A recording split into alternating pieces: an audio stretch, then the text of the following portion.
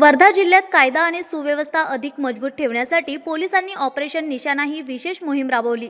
16 ते 18 जानेवारी दरम्यान सलग 48 तास सुरू असलेल्या या धडक कारवाईमध्ये पोलिसांनी एकूण 866 आरोपींची सखोल तपासणी केली। या मोहिमेत फरार आरोपी, न्यायालयाने पाहिजे असलेले आरोपी, अजामीन पात्र, वॉरंट धारक, हिस्ट्री शीटर तसेच गंभीर गुन्ह्यांमध्ये सहभागी असलेल्या संशयितांचा समावेश होता। जिल्ह्यातील गुन्हेगारीवर वचक ठेवण्यासाठी ही मोहीम अत्यंत महत्त्वाची मानली जात आहे। या कारवाईत 45 पोलीस अधिकारी आणि 450 पोलीस अंमलदार सहभागी होते। त्यांच्या संयुक्त प्रयत्नांमुळे 602 आरोपी पोलिसांच्या रडारवर आले। त्यापैकी 24 जणांवर कारवाई करण्यात आली तर 10 आरोपींना अटक करण्यात आली। ही संपूर्ण माहिती सौरभ अग्रवाल यांनी प्रसार माध्यमांना दिली। दिनांक 16 जनवरी ते 18 जनवरीपर्यंत वर्धा पोलिसांकडून एक सराईत आरोपी चेक करण्याची मोहीम राबवण्यात आली होती। सदर मोहीममध्ये ज्या लोकांना अटक करणे किंवा त्यांना ताब्यात घेणे आवश्यक आहेत असे 123 लोकांची यादी आम्ही केली होती।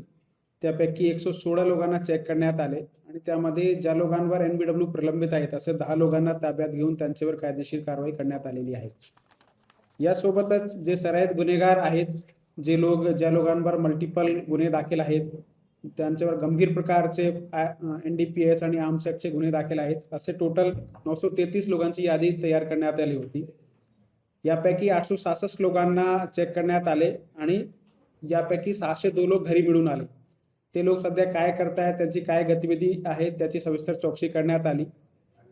या चेकिंग दरम्यान दारूबंदीचे एकूण 19 गुन्हे दाखल करण्यात आले। एक जुगारबंदीचा गुन्हा दाखल करण्यात आला। 2 फायर आर्म्स ॲक्ट प्रमाणे कारवाई करण्यात आली। तसेच आमच्याकडे जे सध्या हद्दपार आहेत, 40 लोक जे हद्दपार सध्या वर्धा पोलिसांनी केलेले आहेत, त्यापैकी 2 लोक जिल्ह्यामध्ये वास्तव्य करताना मिळून आले, त्यांच्यावर कायदेशीर कारवाई करण्यात आलेली आहे। अशी प्रकारची मोहीम वर्धा पोलिसांकडून राबवण्यात आली होती। यामध्ये जवळपास 50 ऑफिसर आणि जवळपास 450 कर्मचारी यांनी सहभाग घेतला होता।